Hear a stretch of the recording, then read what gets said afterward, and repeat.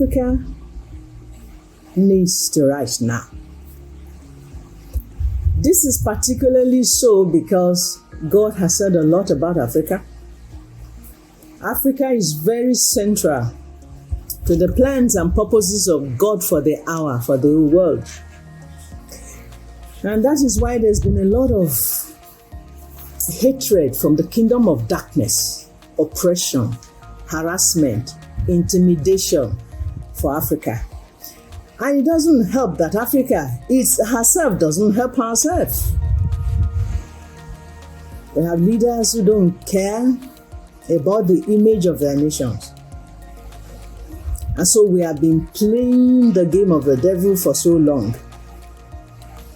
But I'm happy to announce that the tide is changing.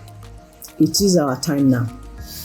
That is why I'm particularly glad that this is the theme for this program, the spirit of excellence. And who will God depend on to demonstrate this spirit of excellence other than his children? And since the emphasis is on the young professionals, it is doubly very important because on your shoulder lays that which God is about to do in Africa. Africa is going to be emancipated. Everything about Africa is about to change. And one of the key areas we must face is excellence. And that's one of the first things the devil dealt with when he was going to put Africa on his back. And I'm glad we are waking up, we're rising up, and we're realizing we have to do something about it. My own topic has to do with the civil service, where incidentally I retired from. And I've been told to look at Mordecai and the civil service. There's one mistake we've always made as Christians that I have noticed over the years.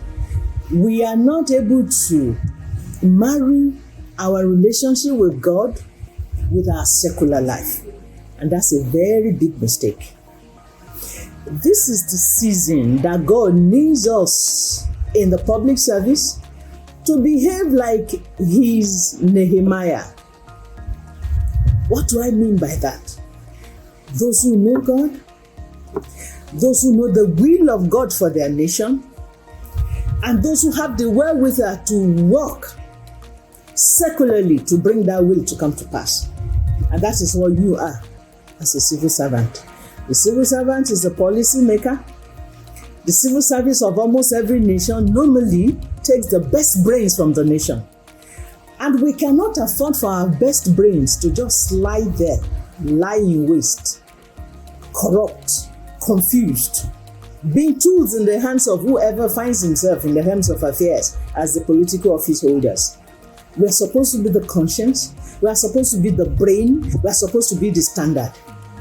And God expects His children particularly to stand up for Him and set a standard. A standard that those above you do not have a choice but to respect, and those below you have no choice but to follow.